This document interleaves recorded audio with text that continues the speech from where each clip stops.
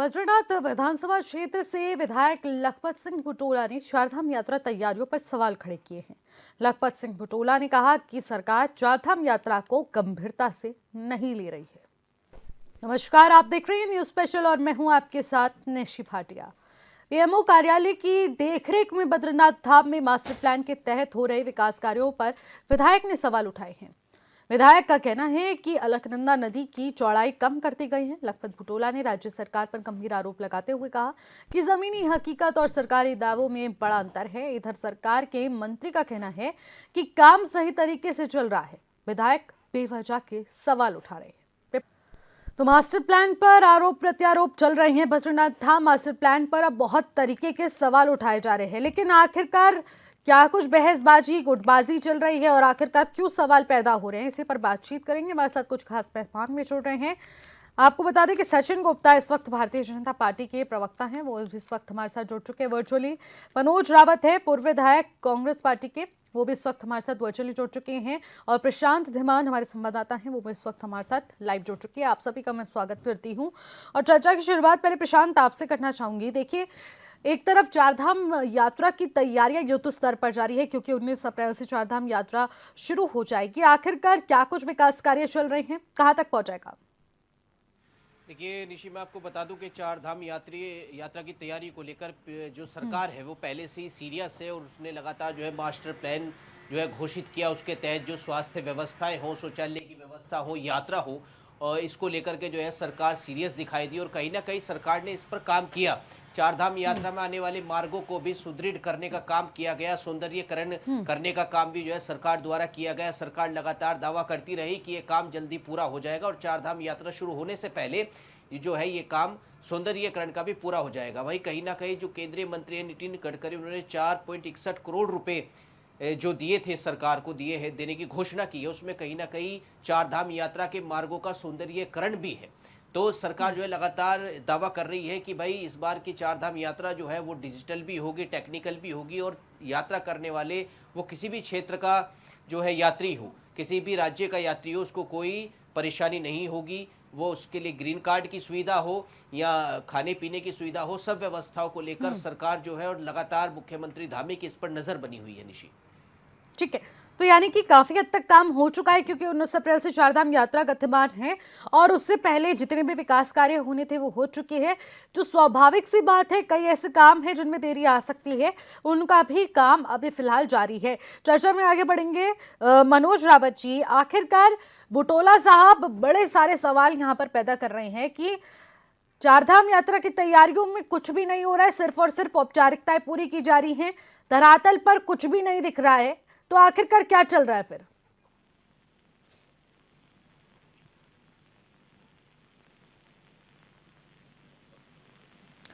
मनोज जी,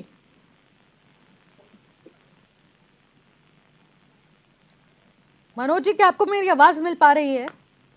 केदारनाथ और बद्रीनाथ में कार्य हो रहे हैं, लेकिन सबसे पहले आप बोल रही है चारधाम यात्रा की बात। हाँ। अभी आदरणीय मंत्री जी खजान दास जी बहुत बहुत दावे कर रहे थे। अरे अंतिम गांव खजान दास जी तक मेरी आवाज आ रही हो तो मैं माननीय मंत्री जी को बता देना चाहता हूं, इस प्रदेश के अंतिम गांव के बच्चे से भी पूछोगे कि कितना भ्रष्टाचार इस प्रदेश में चल रहा है तो वो भी बता देगा। विभागवार कमीशन के रेट बच्चों को भी पता है, उस पर हम चर्चा नहीं करना चाहते हैं। लेकिन अब ये सनातन की बात कर रहे हैं, चारधाम की बात कर रहे हैं। आप बद्रीनाथ जाते हैं तो पूजा कौन करेंगे? तीर्थपुर को आपके वेद पाठी करेंगे ना। आप देखते होंगे बद्रीनाथ में वेद पाठी बैठते हैं, 4 वेद पाठी बैठते हैं जो वेद पाठ करते हैं। चारों के चारों पद खाली हैं। हाँ। 3 साल हो गए हैं जब वेद पाठी आपके नहीं रहेंगे। केदारनाथ में पुजारी का एक पद खाली है, 5 पुजारी होते हैं, उनमें से एक पुजारी पद खाली है। और तो और क्या, जो आपके सीओ बनाए हैं हमारे रुद्रप्रयाग के जिलाधिकारी महोदय, सीओ का उनको चार्ज दिया गया, लेकिन वो जिला जो देखेंगे या सीओ का काम करेंगे? बद्रीनाथ और केदारनाथ दोनों आते हैं इसमें। तो इसका मतलब ये है कि आपके पास सीओ बनाने के लिए भी एक अलग अधिकारी नहीं है। तो मैं आपसे कह रहा हूं ना, आपके पास सीओ है, चीफ एग्जीक्यूटिव ऑफिसर, जिसको बद्रीनाथ और केदारनाथ दोनों की व्यवस्था देखनी है। हाँ। और रुद्रप्रयाग जैसे विषम जिला जिसमें केदारनाथ पैदल मार्ग है और कई तरह की आपदाएं आती हैं, तो वहां के जिला अधिकारी रहते हुए सीओ का काम देखना बहुत मुश्किल होगा यात्रा काल में। न तो आप प्रशासनिक अधिकारी बना पा रहे हैं, ना आप एक पाठी बना पा रहे हैं, ना आप केदारनाथ में पुजारी बना पा रहे हैं, तो ये ढोंग ढकोसला क्यों कर रहे हैं? और जो आदरणीय विधायक लखपत सिंह बुटोला जी ने बात करी है, देखिए बद्रीनाथ और केदारनाथ के पूरे स्वरूप के साथ छेड़खानी हो गई है। उन्होंने एक बहुत बढ़िया बात कही है कि पहले जो छवि अलकनंदा जी जब आती थी, माणा की तरफ से आती थी, नैसर्गिक उन्होंने एक शब्द यूज किया है, जो छवि अलकनंदा जी की बनती थी, अब इन्होंने जो सीमेंट का ढेर लगा दिया है, बद्रीनाथ का नाश मार दिया। और हम क्या कह रहे हैं, बद्रीनाथ और केदारनाथ में इतना घटिया निर्माण कार्य है। मैं पिछले बार केदारनाथ पुजारी जी के कक्ष में गया तो उनके जो दरवाजे बने थे, ऐसे गौशाला में भी दरवाजे नहीं बनते हमारे यहाँ, है ना। हमारे यहाँ कहते हैं मोर संगाड़ने, तो वो तो ऐसे तो मैंने कहीं गौशालाओं में लगते हुए नहीं देखे, जो केदारनाथ जी के मुख्य पुजारी जी के कक्ष का था। कक्ष का नाश मार दिया। आप ठीक है, जवाब नहीं है, टाइल्स लगा करके क्या घर अच्छे हो जाएंगे क्या? केदारनाथ जैसी हाइट में आपने टाइल्स लगा करके पुजारी को, जिनको 3 बार स्नान करके सुबह ब्रह्म मुहूर्त में रात्रि तक की पूजा करने के लिए जाना है, वो टाइल्स लगा करके आप पुजारियों को काम करने लायक रखेंगे वहाँ? ठीक है। देखिए, ये सारा का सारा गुजराती कंपनियों को काम दिया गया है। ये गुजरात तक माल पहुंचाने का एक तरीका है। भाई हमारे आदरणीय मंत्री जी, हमारे भाई भी हैं खजानदास जी, वो कुछ भी दावे करें, ये देखिए वो मोदी साहब, धामी साहब, ये कुछ नहीं है, सीधे। लेकिन मनोज जी ऐसा भी तो नहीं कह सकते ना कि कुछ भी नहीं हो रहा है। कुछ हो रहा है, तभी तो यहाँ पर इतनी संख्या में श्रद्धालु आ रहे हैं, चारों धामों का रुक रहे हैं। हालांकि एक श्रद्धा का भाव है जिसके चलते श्रद्धालु आते हैं चारों धाम में, लेकिन उन्हें व्यवस्थाएं भी तो मिल रही हैं, फीडबैक तो कोई बुरा नहीं जा रहा है। तो ये एक बड़ा सवाल है। सचिन जी, जवाब चाहूंगी। अभी पूर्व विधायक साहब ने बहुत सारे सवाल उठा दिए, मनोज जी ने क्या कुछ कहना चाहेंगे? देखिए, ये पहली बार नहीं है जब कांग्रेस द्वारा जो है समय समय पे इस तरीके की ओजी राजनीति करने का जो है षड्यंत्र रचती आई है। और जब जब मैंने देखा है कि उत्तराखंड का जो परचम जो है पूरे विश्व में लहराया गया है, जब जब जो है उत्तराखंड का नाम जो है अग्नि विकसित राज्यों की ओर बढ़ा है, तब तब कांग्रेस ने इसका विरोध किया है। और होना भी चाहिए, क्योंकि जो कांग्रेस जो है उत्तराखंड विरोधी थी, उत्तराखंड बनने ही नहीं देना चाहती थी, तो स्वाभाविक है कि जब उत्तराखंड का विकास होगा तो कहीं ना कहीं उसको जो है पीड़ा होगी। और जहां तक बात है केदारनाथ जी, बद्रीनाथ जी के चारों धाम का, तो जब से माननीय नरेंद्र मोदी जी देश के प्रधानमंत्री बने हैं, तब से उत्तराखंड के प्रति उनका विशेष लगाव रहा है। और लगातार जो है हमारे जितने भी धाम है उनको विकसित करने के लिए, उनको सौंदर्यकरण करने के लिए लगातार प्रधानमंत्री जी की तरफ से प्रयास है, और लगातार जो है उस पर कार्य किए जा रहे हैं। और उसका परिणाम भी है, उसका परिणाम यह है कि जहां कुछ लाखों में जो है श्रद्धालु यहाँ दर्शन करते थे, आज जो है वो आंकड़ा जो है 50-50 लाख प्लस जा रहा है, जिसमें यात्री जो है आकर यहाँ पे सुखद यात्रा करके जा रहे हैं और किसी को इस प्रकार शिकायत नहीं है। और जहां तक बात है विकास की, मास्टर प्लान की, तो मास्टर प्लान जो है जब किसी एक पहाड़ी राज्य में कोई मास्टर प्लान लागू किया जाता तो निश्चित रूप से जो है लेकिन सचिन जी, जो पद खाली पड़े हैं उन्हें कब तक भरा जाएगा? 4 धाम यात्रा तो शुरू होने वाली है ना, कपाट खुल जाएंगे, समय बहुत कम है। देखिए, मुझे एक बात ये समझ में नहीं आती है कि किसी कार्य को, यदि कोई कार्य प्रभावित हो रहा है किसी अधिकारी की वजह से, तो इस बात पे प्रश्न चिन्ह लगना चाहिए। जब किसी चीज की वैकल्पिक व्यवस्था जो है एक अधिकारी को जिम्मेदारी दे दी और उसकी वजह से कोई काम प्रभावित नहीं हो रहा, तो जब अधिकारी की और आवश्यकता पड़ेगी तो निश्चित रूप से वहां कोई दिक्कत नहीं आएगी। वो भी जो है नियुक्ति होगी, लेकिन फिलहाल उनके बाद वो प्रभार है और वो कार्य वहां पे देख रहे हैं। और निश्चित रूप से जिस कार्य की उनको आवश्यकता है, जिस कार्य की वहां बद्रीनाथ जी में जरूरत है, वो कार्य प्रभावित नहीं हो रहे। तो मैं तो केवल इतना कहना चाहूंगा कांग्रेस को कि ये हमारे धाम है, पूरे विश्व विख्यात है, विश्व प्रसिद्ध है, और जब जब धाम यात्रा शुरू होती है तब तक जो है आप जो है नेगेटिव जो है अपने जो है वहां से अपने वक्तव्य आपके शुरू हो जाते हैं। ये बहुत गलत है, ये धारणा गलत है। उन्हें तो भरना जरूरी है ना, आखिरकार वो तो जरूरी है। निश्चित रूप से देखिए, वो वैकल्पिक व्यवस्था दे रखी है, भरने का विषय तो वैकल्पिक व्यवस्था की बात की जा रही है, क्या पुरोहितों का भी विकल्प होता है? इस पर हम लोग बातचीत करेंगे। छोटे से ब्रेक का वक्त हो चुका है, ब्रेक के बाद इस चर्चा को जारी रखेंगे। ब्रेक के बाद एक बार फिर से आपका स्वागत करते हैं इस खास चर्चा में। और न्यूज़ स्पेशल में हमारे साथ कुछ खास मेहमान भी जुड़े हैं जो कि मास्टर प्लान पर उठ रहे सवालों का जवाब देंगे, और इसी विषय पर हम लोग खास चर्चा कर रहे हैं। सीधे पैनलिस्ट का रुख करते हैं और चर्चा की जो हम बात कर रहे थे और जिस विषय को हम लोग उठा रहे थे उस विषय पर सचिन जी से मेरी बातचीत चल रही थी। और सचिन जी, मैं आपसे ये चीज़ जानना चाहूँगी, देखिए विपक्ष लगातार जो सवाल उठा रहा है, हालांकि तैयारियों के बारे में आप लोग पूरा कह रहे हैं कि हमारी तैयारियां गतिमान है, विपक्ष का तो काम ही सवाल उठाना है, लेकिन आप उन सवालों के तहत क्या कुछ कर रहे हैं? जो फीडबैक कांग्रेस की तरफ से, विपक्ष की तरफ से मिल रहा है, उसको लेकर कितना कार्य हो चुका है, ये मैं आपसे जानना चाहूंगी। और बुटोला साहब ने तो ये सवाल उठाया है कि अलकनंदा नदी की चौड़ाई को कम कर दिया गया है, दोनों छोर से सीमेंटेड कर दिया गया है, जिस वजह से जो उसका प्रवाह का तरीका था वो पूरी तरह से बदल चुका है। फिर प्रलय नहीं तो फिर क्या कहेंगे, जब मैन मेड डिजास्टर हम खुद क्रिएट कर रहे हैं तो? सचिन जी, देखिए, कांग्रेस को पहले ये निश्चित करना पड़ेगा कि वो चाहती क्या है, क्योंकि जब वहां पर हम विकास की बात करते हैं, वहां पर जो है हम ये कहते हैं कि यहाँ पे इंफ्रास्ट्रक्चर और मजबूत किया जाए, यहाँ पे आपदा से बचाया जाए, यहाँ पर जो है पार्किंग स्थल को बढ़ाया जाए, यहाँ पे यात्रियों को व्यवस्था दी जाए, तो तब ये कहते हैं कि अरे यहाँ पर ये काम नहीं हुआ। जब काम करने लगते हैं तो कहते हैं अरे ये कर क्यों दिया है। तो पहले तो कांग्रेस को तय करना पड़ेगा कि वो करना क्या चाहती है और कहना क्या चाहती है। और जहां तक बात है वहां पे विकास को लेकर, तो जब वहां पर विकास किसी काम को लेकर बद्रीनाथ जी में या चारधाम में विकास हो रहा है, तो आप जो है यात्रा शुरू होने से पहले जो है भक्तों के मन में एक डर और भ्रम पैदा करने लग जाते हैं कि ताकि जो है यहाँ पे यात्रा प्रभावित हो या यात्री यहाँ पर ना पहुंचे, या यात्री कहीं ना कहीं जो है उत्तराखंड के जो हमारे बेरोजगार युवा एक आस लगा के बैठे रहते हैं पूरे साल भर की यहाँ यात्री आएंगे, श्रद्धालु आएंगे और यहाँ पे हमारा रोजगार, हमारा व्यवसाय यहाँ पर चलेगा, क्योंकि हमारी आधी से ज्यादा जो आजीविका है वो टूरिज्म पे ही डिपेंड रहती है। तो आप कहीं ना कहीं जो है उन बेरोजगार युवाओं और महिलाओं के साथ भी जो है ये अन्याय कर रहे हैं, इस प्रकार का नैरेटिव सेट करने के को लेकर, क्योंकि आप लगातार, ये आज की बात है, जब यात्रा शुरू होती है तब तक कांग्रेस का एक जो है प्रोपोगंडा हमेशा रहता है कि वो यानी कि ये भी इनका प्रोपोगंडा का हिस्सा है कि अलकनंदा नदी के दोनों छोर पर आपने सीमेंटेड वहां पर पुल बनाने की कोशिश की है, सीमेंटेड एरिया करने की कोशिश की है, ये भी भ्रम है।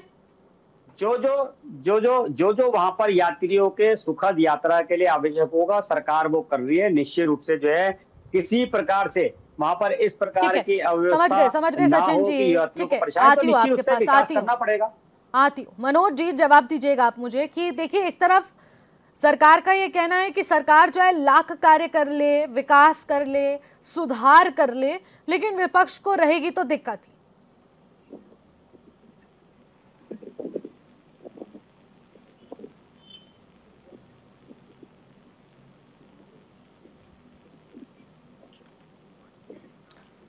मनोज जी, क्या आपको मेरी आवाज मिल रही है?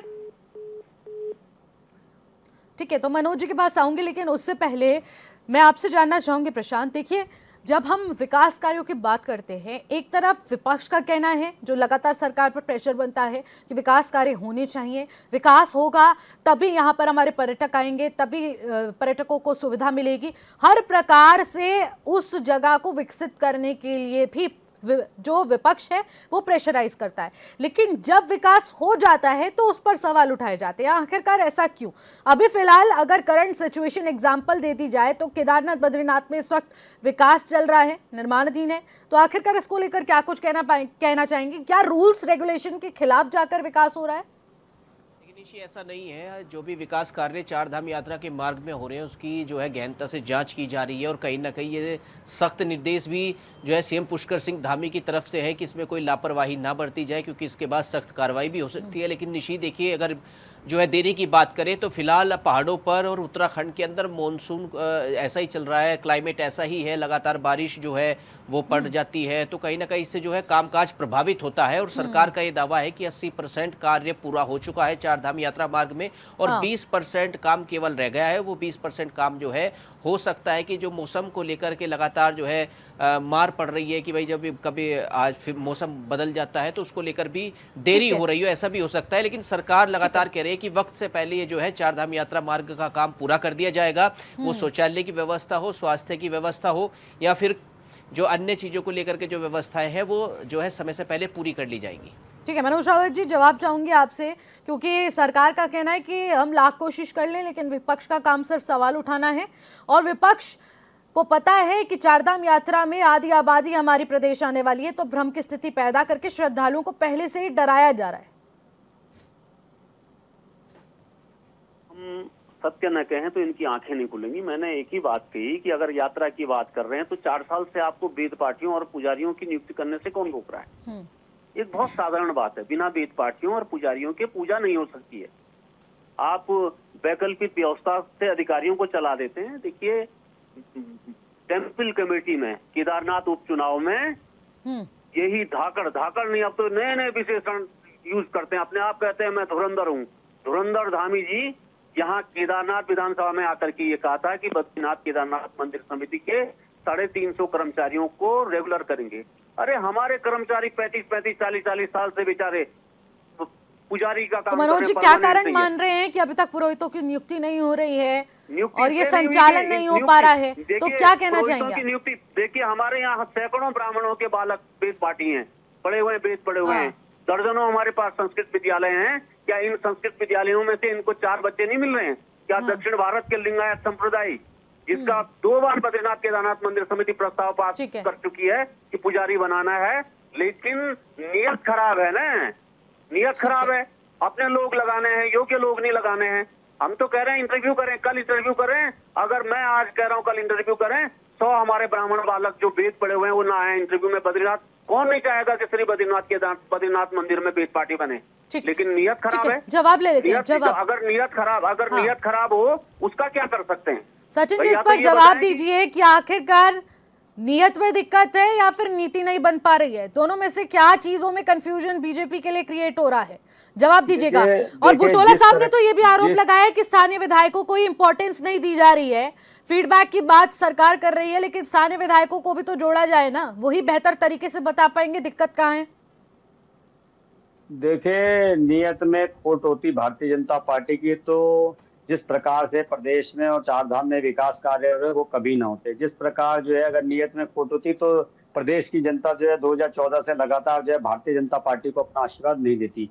और जहां तक बात है जो है वहां पे पंडितों की नियुक्ति तो की, तो इन निश्चित रूप से जो है इन उसमें पदों को क्यों नहीं व्यवस्थाएं भरा बन जा गई रहा है। है? कहीं ना बड़ा कहीं जो है, सवाल सचिन जी यही है, इसी सवाल का जवाब दीजिए कि पदों को भरा क्यों नहीं जा रहा है?